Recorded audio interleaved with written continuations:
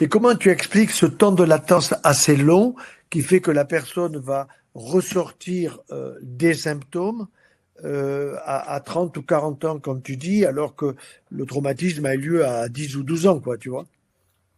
Alors Freud, lui, qui avait dans la névrose traumatique réfléchi à cette phase de latence, disait que c'était une période de méditation silencieuse. C'est-à-dire qu'il n'y a pas de symptômes visibles, mais le trauma est déjà là. Simplement, c'est toutes ces années où l'individu, il essaie avec ses ressources propres de le chasser. Eh ben, c'est toutes ces tentatives pendant lesquelles il essaie de l'expulser, parfois par exemple en ayant recours à l'alcool, c'est un Ouais, exemple, ouais, et qui va être simplement un pis-aller, quelque chose qui va temporairement apaiser.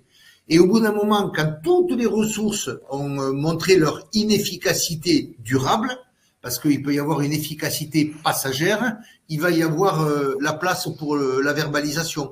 Mais vous savez, le problème de la verbalisation du trauma, c'est que il y a aussi pour chacun de nous un moment où c'est le jour pour le faire. C'est-à-dire que parfois il y a des professionnels qui va aller vers la victime et qui va lui dire il faudrait qu'on en parle, il va lui dire non non, c'était trop tôt. Puis ouais, parfois il y en a qui vont arriver, l'individu a déjà 75 ans, il y a 15 ans qu'il avait envie d'en parler et il va dire non non, c'est trop tard.